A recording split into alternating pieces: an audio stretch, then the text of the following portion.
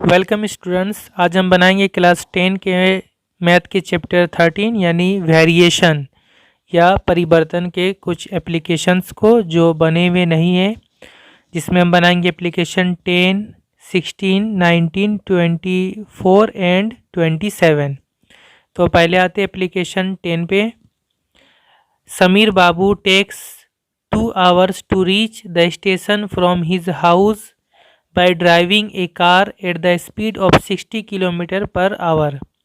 कहा जा रहा है 60 किलोमीटर पर आवर के स्पीड से या 60 किलोमीटर प्रति घंटा के गति से समीर बाबू को स्टेशन से अपने घर पहुंचने में गाड़ी चलाकर 2 घंटे का टाइम लगता है, समय लगता है। ठीक है, 60 किलोमीटर के स्पीड से।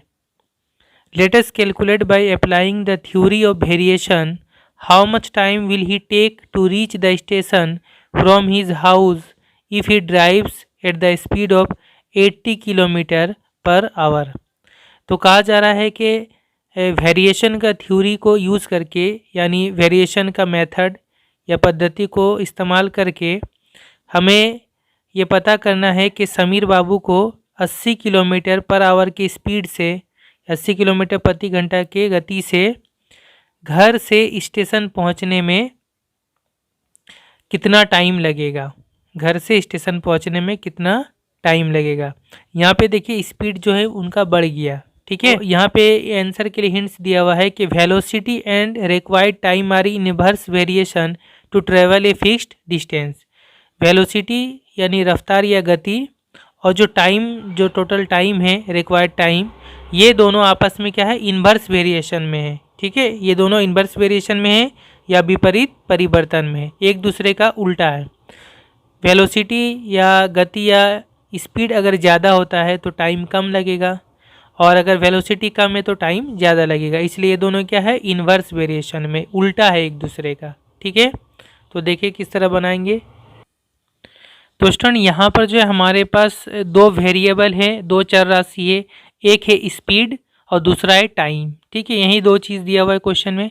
स्पीड जो है उसको हम कैपिटल भी मान लेंगे। ठीक है, लेट भी बी द स्पीड। ठीक है, मान लिया भी स्पीड या गति है and T be the required time, और टी जो है ये रिक्वायर्ड टाइम है, समय है, वक्त है। ठीक है, तो भी और टी में क्या रिलेशन है, जैसा बताया आंसर के हिंट्स में कि ये दोनों इन्वर्स वेरिएशन में है, विपरीत परिवर्तन में। तो हम किस तरह लिखते हैं इन्वर्स वेरिएशन, v के साथ t का वेरिएशन होगा तो v वेरियस 1/t लिखा जाता है। ठीक है, इन्वर्स वेरिएशन में 1 लिखा जाता है, यह हमें पता है और इस चैप्टर के इंट्रोडक्शन में मैंने तमाम चीज़ों को बता दिया है। ठीक है, तो इस चैप्टर का जो प्लेलिस्ट है मेरा यूट्यूब चैनल में, आप उसको देखेंगे तो ये सभी चीज़ क्लियर हो जाएगा। ठीक है, इन्वर्स वेरिएशन में 1 दे के लिखा जाता है, तो v वेरियस 1/t। ठीक है, उसके बाद क्या किया जाता है, इसको हटाने से कांस्टेंट आता है जिसको हम वेरिएशन कांस्टेंट कहते हैं। ठीक है, परिवर्तन स्थिरांक।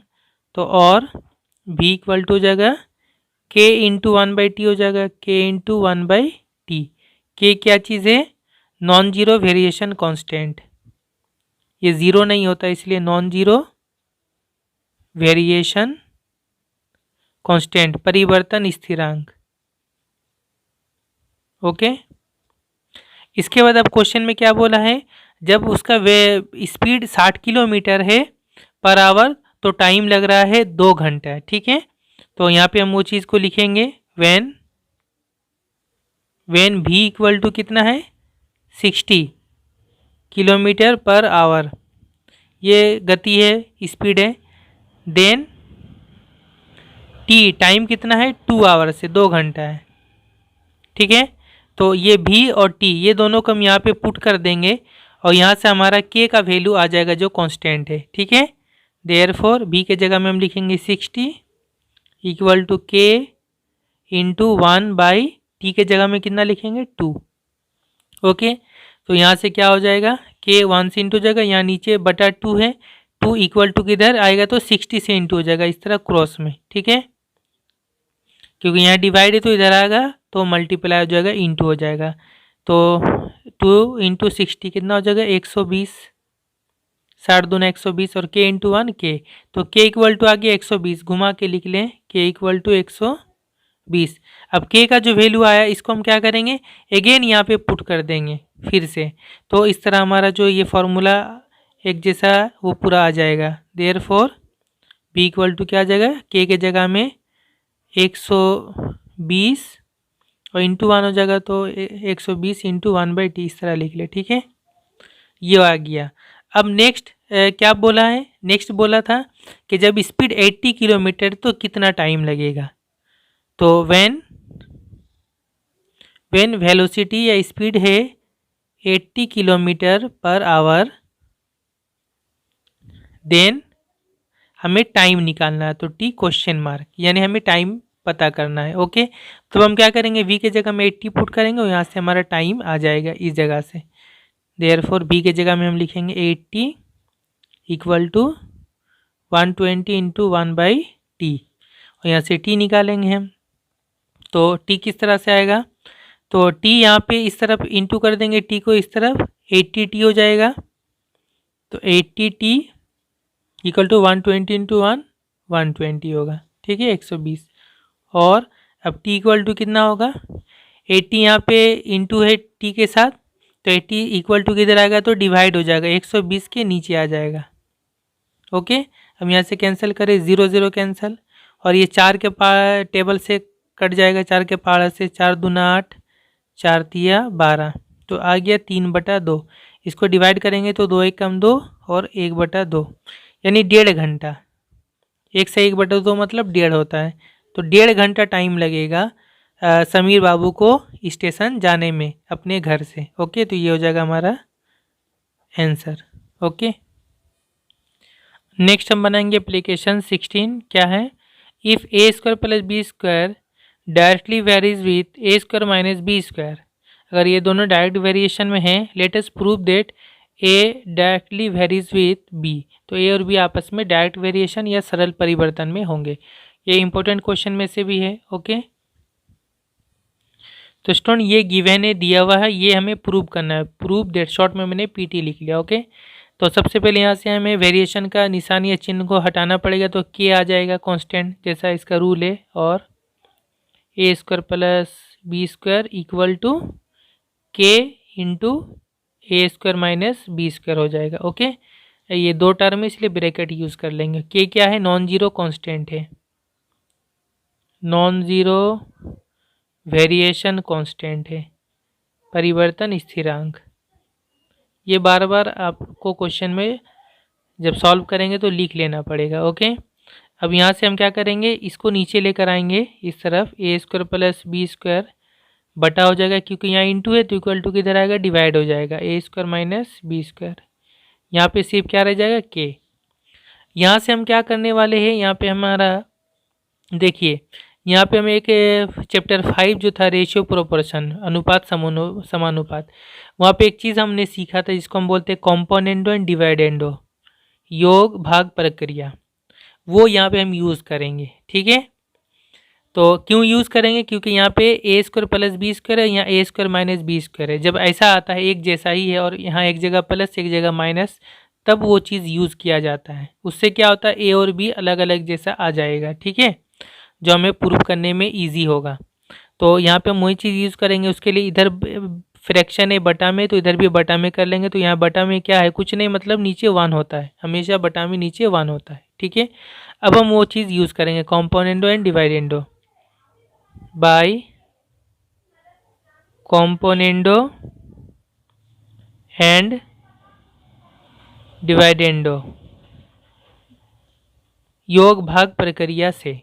क्या होता है कॉम्पोनेंडो डिवाइडेंडो में, ये ऊपर वाला जो है बटा में, इसके साथ नीचे वाला ऐड होकर ऊपर में लिखते हैं, यानी इस तरह से ए स्क्वायर प्लस बी स्क्वायर, इसके साथ ऐड करके लिखेंगे नीचे वाला ए स्क्वायर माइनस बी स्क्वायर, फिर बटा देंगे, फिर नीचे में क्या होगा, ऊपर वाले से नीचे वाला माइनस करके लिखते हैं।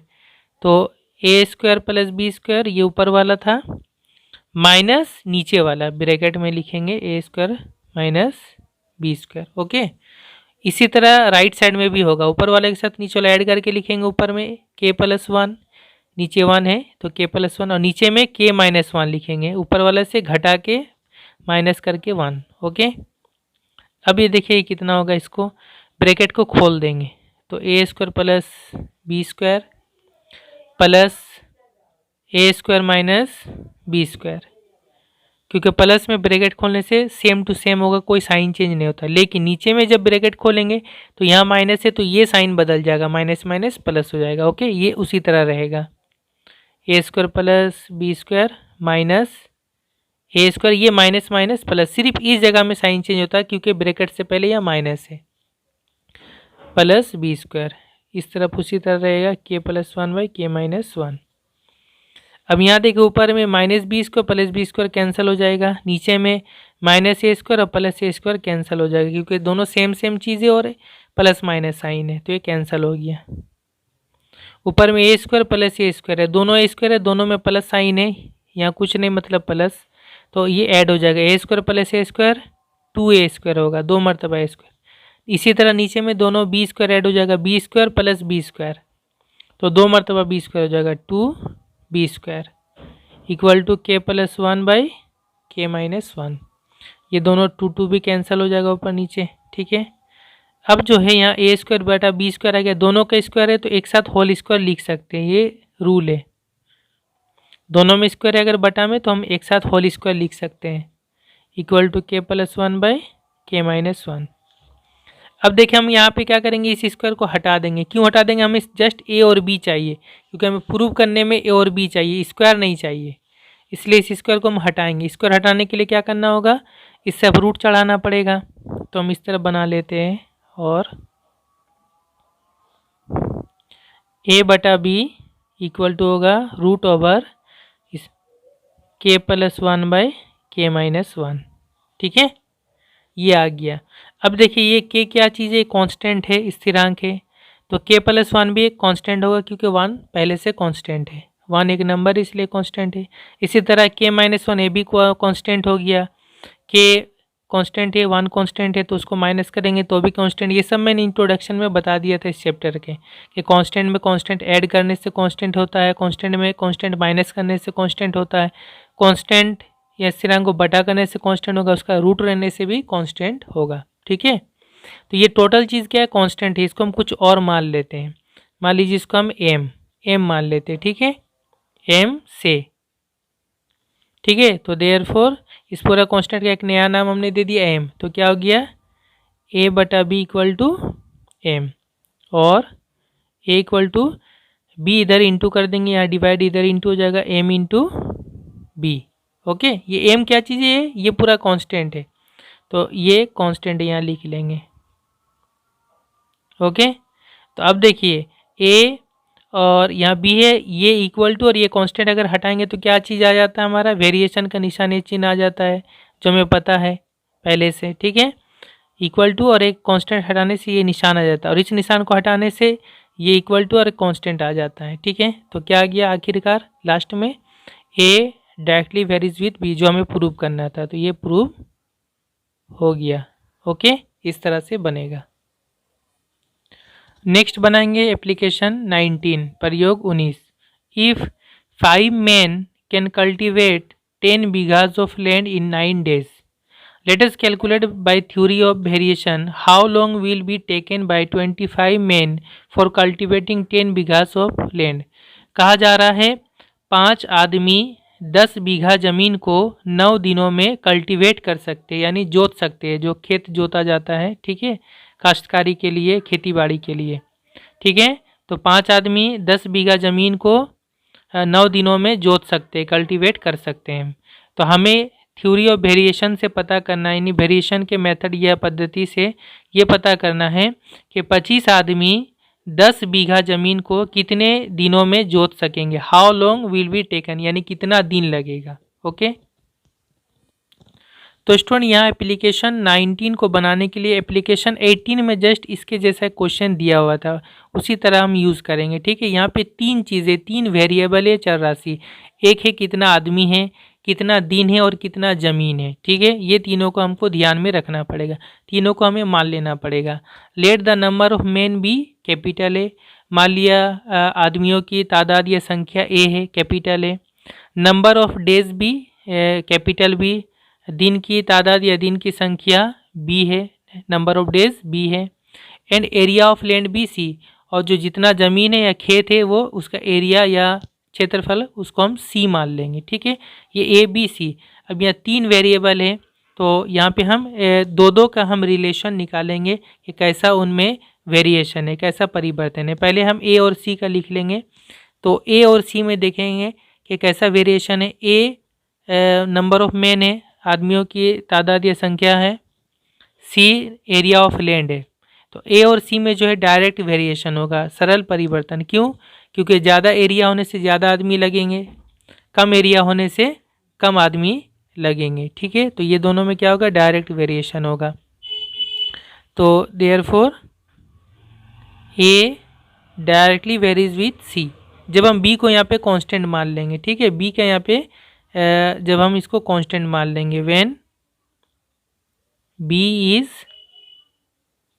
कांस्टेंट, यानी यहाँ पे जो है हम बी को कांस्टेंट मान ले रहे, स्थिर मान ले रहे हैं, यानी बी में कोई चेंजिंग नहीं आ रहा है। ठीक है, तब हम सिर्फ ए और सी में रिलेशन निकाल रहे, तो ए और सी में कैसा रिलेशन है, डायरेक्ट वेरिएशन है। ओके, यानी ज़्यादा ज़मीन होगा तो ज़्यादा आदमी लगेगा खेत जोतने में, कम ज़मीन होने से कम आदमी लगेगा खेत जोतने में, तो ऐसा होने से उसको डायरेक्ट वेरिएशन बोलते हैं। इसके बाद हम ए और से बी में रिलेशन निकालेंगे, सी को कांस्टेंट कर लेंगे, तो ए और बी में कैसा रिलेशन होगा, ए और बी में इन्वर्स वेरिएशन होगा, विपरीत परिवर्तन होगा। क्यों? क्योंकि ज़्यादा आदमी होने से कम दिन लगेगा खेत जोतने में, और अगर कम आदमी हो तो ज़्यादा दिन लगेगा खेत जोतने में। ठीक है, यानी उल्टा रिलेशन है यहाँ पे। तो ए और बी में कैसा रिलेशन होगा, इन्वर्स वेरिएशन होगा। ओके, एंड तो इन्वर्स वेरिएशन होने से हम इस तरह लिखेंगे, ए वेरीज 1/b लिखना पड़ेगा, और यहाँ पे तब हमने सी को कांस्टेंट मान लिया, व्हेन सी इज कांस्टेंट, जब सी स्थिर है। ठीक है, तो अब क्या किया जाता है, ए वेरीज सी डायरेक्टली वेरीज और ए वेरीज 1/b, इन दोनों को एक साथ लिखा जाता है। ठीक है, देयरफॉर ए वेरीज, ये दोनों आपस में इंटू हो जाएगा, तो सी इंटू 1/b हो जाएगा। तो सी यहाँ पे ऊपर 1 से इंटू हो जाएगा, तो c/b होगा। ओके, और इस टाइम यहाँ पे बी और सी जो है दोनों वेरी करेगा, क्योंकि ए के साथ हमने दोनों का रिलेशन कर दिया, तो फिर यहाँ पे बी और सी में से कोई भी यहाँ पे कांस्टेंट नहीं रहेगा। तो when B and C both vary, दोनों ही चर राशि होंगे, दोनों ही वेरी करेंगे, परिवर्तित होंगे।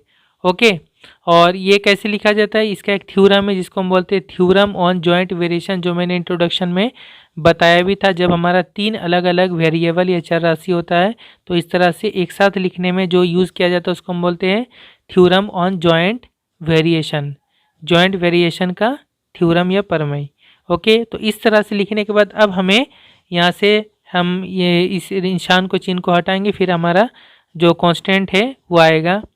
देयरफॉर ए, इसको हटाएंगे तो इक्वल टू आएगा, और के आएगा कांस्टेंट, c/b होगा। के क्या हो गया, नॉन जीरो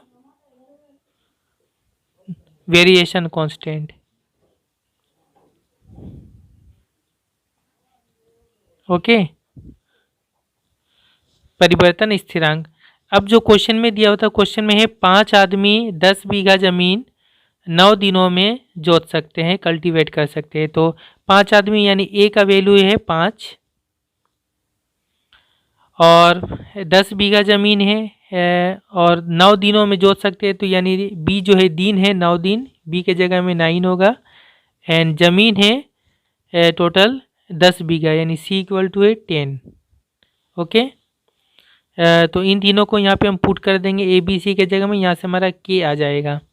देयरफॉर ए के जगह में हो जाएगा 5 इक्वल टू के इंटू सी के जगह में आ जाएगा 10 बाई बी के जगह में हो जाएगा यहाँ पे 9। हम यहाँ से के का वैल्यू देखिए क्या आता है, ऊपर हम कैंसिल भी कर सकते हैं, 5 से 5 जगह हम 5, 5 दूना 10, क्योंकि यहाँ इंटू है। ओके, और 9 यहाँ 1 से इंटू हो जाएगा तो 9 हो जाएगा, यहाँ 2 इंटू के, 2k हो जाएगा। ओके, और अब के निकालेंगे तो 2 यहाँ इंटू इधर आएगा, इक्वल टू किधर, तो डिवाइड हो जाएगा 9/2 इक्वल टू के, तो के का वैल्यू आ गया 9/2। ओके, इसको हम यहाँ पे पुट कर देंगे, तो इसलिए ए इक्वल टू कितना आ जाएगा 9/2 इंटू C/B। ओके, ये आ गया। फिर हमसे पूछा गया कि 25 आदमी 10 बीघा लैंड कितने दिनों में जोत सकेंगे। तो यहाँ पे क्वेश्चन थोड़ा से रॉन्ग है, वहाँ 10 बीघा नहीं होगा बल्कि 30 बीघा होगा। ओके, यहाँ पे थोड़ा क्वेश्चन रॉन्ग है, ये 10 बीघाज नहीं होगा, ये 30 बीघाज होगा। ओके, 30 बीघा ज़मीन। तो यहाँ पे हमें क्या करना है, व्हेन 25 आदमी यानी ए मतलब टोटल आदमी 25 आदमी है, और ज़मीन है यानी सी ज़मीन है 30 बीघा है। ठीक है, तो कितने दिनों में जोत सकेंगे यानी बी हमें मालूम करना है, बी क्वेश्चन मार्क।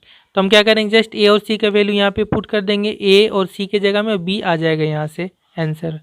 देयरफॉर ए के जगह में 25 इक्वल टू 9/2, सी के जगह में 30 बाई नीचे बी यहाँ से। ओके, अब यहाँ से हम निकालेंगे, तो यहाँ पे देखिए 2 से 30 कैंसिल हो जाएगा, 30 15 बार में 15 दूना 30 होता है, और यहाँ से हम ये करेंगे तो 15 इंटू 9 जो है ये 25 के नीचे आ जाए, बी यहाँ इंटू कर दे 25 से। ओके, 25 इंटू बी, और यह 9 इंटू 15 हो जाएगा, यहाँ इंटू है। ओके, और अब बी इक्वल टू कितना होगा, तो बी के साथ यहाँ 25 इंटू है, 25 इक्वल टू किधर आएगा, डिवाइड हो जाएगा, 9/15/25, 5 से काट दे, 5 तिया 15, 5 पचे 25।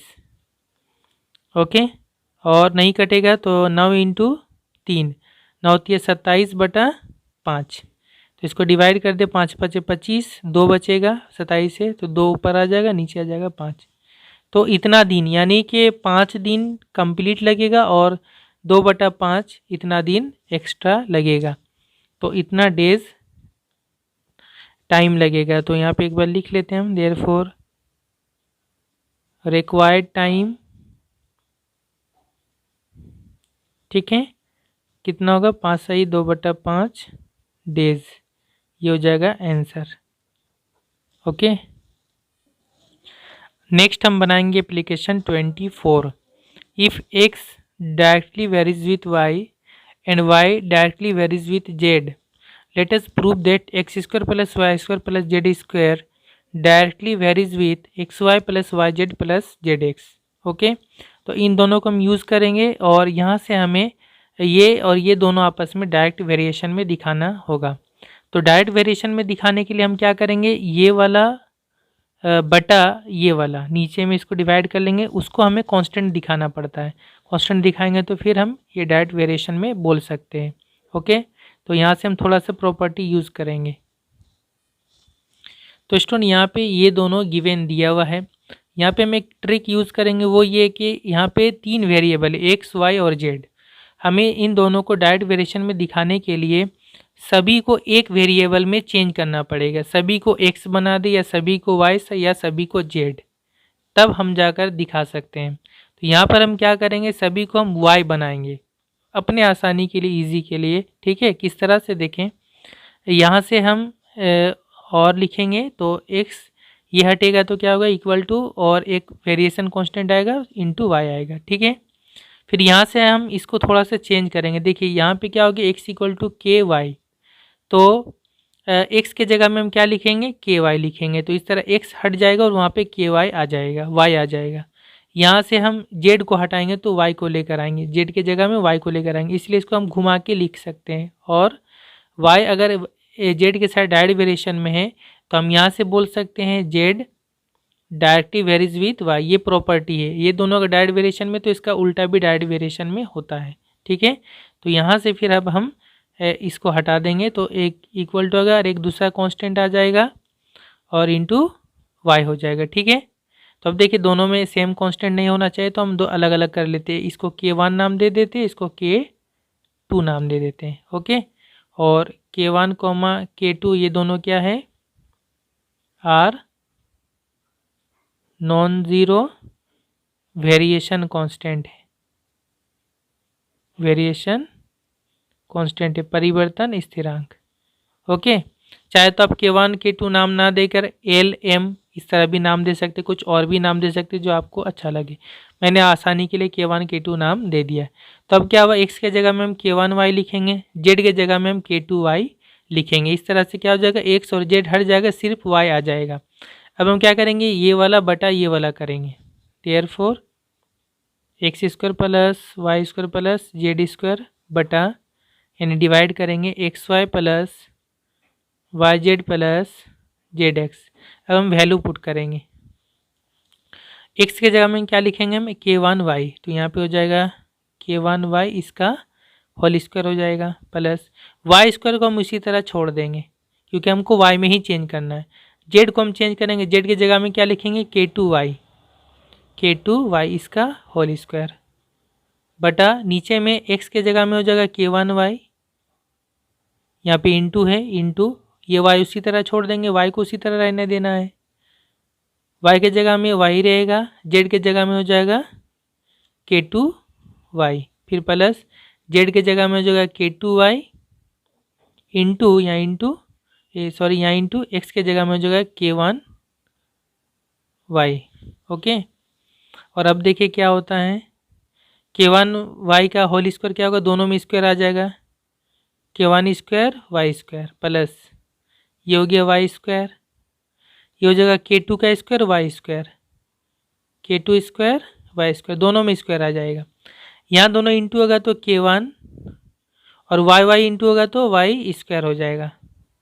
इसी तरह K2 पहले लिख लेंगे, ये वाई इंटू हो जाएगा तो वाई स्क्वायर हो जाएगा, फिर प्लस K2 K1 रहेगा, इंटू होकर K1 K2 लिख ले आगे पीछे, इंटू में आगे पीछे लिख सकते हैं, y और y इंटू हो जाएगा तो वाई स्क्वायर हो जाएगा। ओके, अब क्या करेंगे, देखिए यहाँ भी वाई स्क्वायर, यहाँ भी वाई स्क्वायर, यहाँ भी वाई स्क्वायर, तीनों ऊपर में वाई स्क्वायर, ये वाई स्क्वायर कॉमन आ जाएगा, बाहर आ जाएगा, जो बचेगा ब्रैकेट में, यहाँ पे वाई स्क्वायर बाहर आ गया, बचेगा K1 स्क्वायर, फिर प्लस यहाँ से वाई स्क्वायर बाहर आ गया, क्या बचेगा, तो वाई स्क्वायर से वाई स्क्वायर को डिवाइड करेंगे, वाई स्क्वायर से वाई स्क्वायर डिवाइड करेंगे तो एक आएगा, है ना, फिर प्लस यहाँ से वाई स्क्वायर बाहर आ गया तो बचेगा K2 स्क्वायर।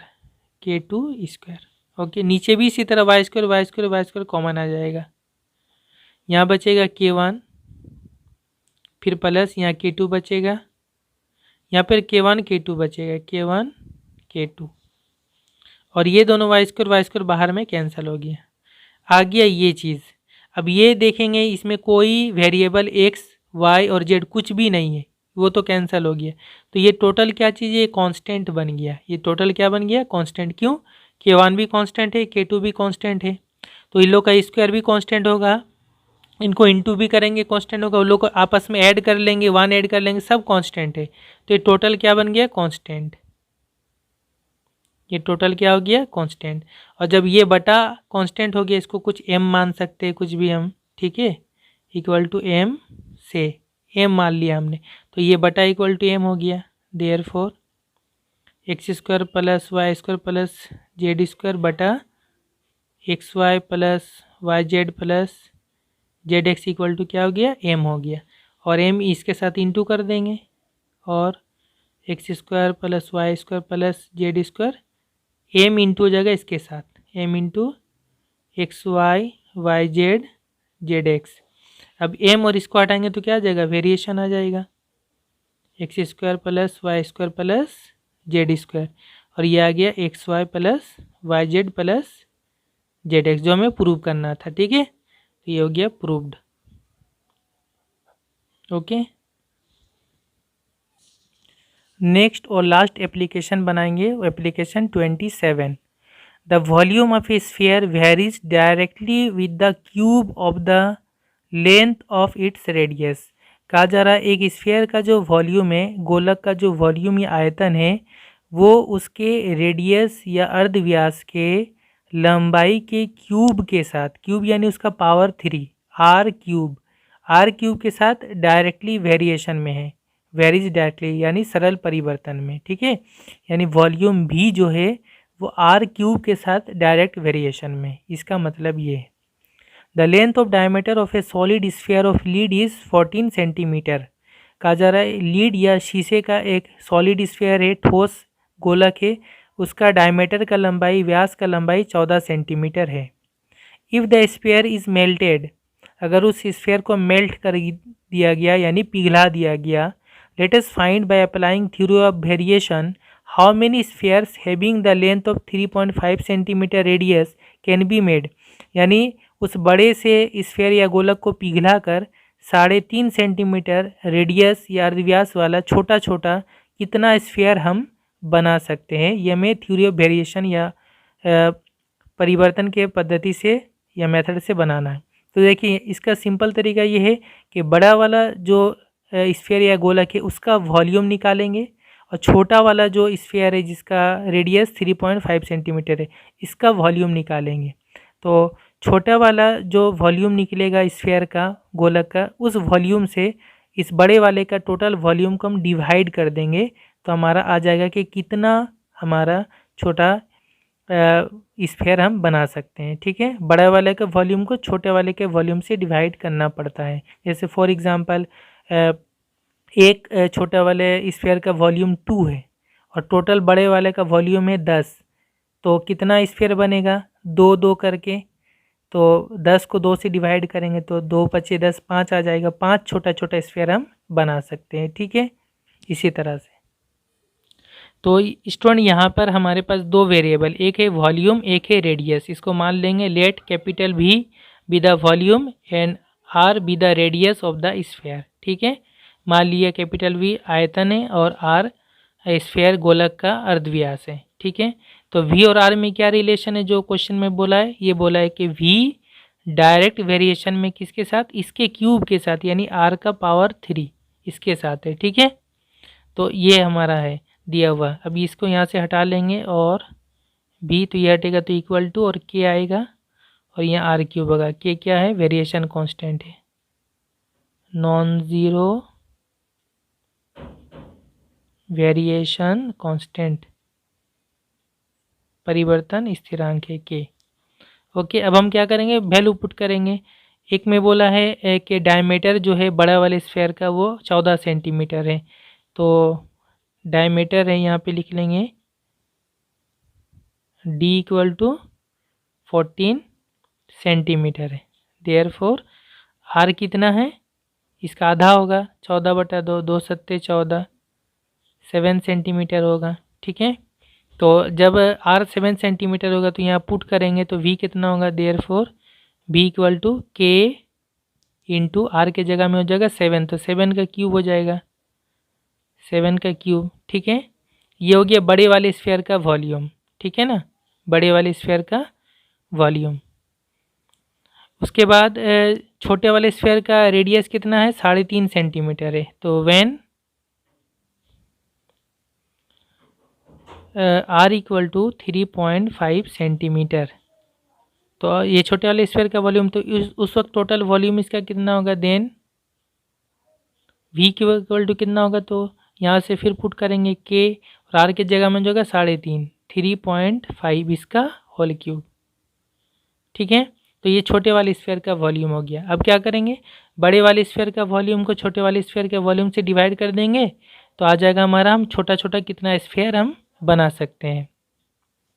तो therefore number of spheres that can be made, sphere जो बनाए जा सकते, गोलक जो बनाए जा सकते, क्या बड़े वाले का वॉल्यूम, अच्छा इसको V1 नाम दे सकते हैं। ओके, ये V को V1 से हम डिवाइड कर लेंगे। ठीक है ना, इसका ऐसे नाम हमने दे दिया V, तो V कितना हो गया, K इंटू 7 का होल क्यूब और नीचे V1 क्या हो गया, K इंटू 3.5 का होल क्यूब। ओके, दोनों K कैंसिल हो जाएगा और इसको देखिए काट के कितना आएगा, तो 7 का होल क्यूब माने 7 इंटू 7 और 3.5 माने इसको 3 बार लिखे, 3.5 इंटू 3.5 इंटू 3.5। अब हम डिवाइड जब करेंगे तो देखिए अगर हम नीचे से पॉइंट हटाते हैं तो ऊपर में ये 10 आ जाएगा, क्योंकि पॉइंट के बाद एक नंबर है राइट साइड में, तो ऊपर में आ जाएगा 10। इसी तरह यहाँ से पॉइंट हटाएंगे तो नीचे आ जाएगा यहाँ पे 10, फिर यहाँ पे हटाएंगे तो फिर यहाँ पे आ जाएगा 10। ओके, ये सभी हट जाएगा।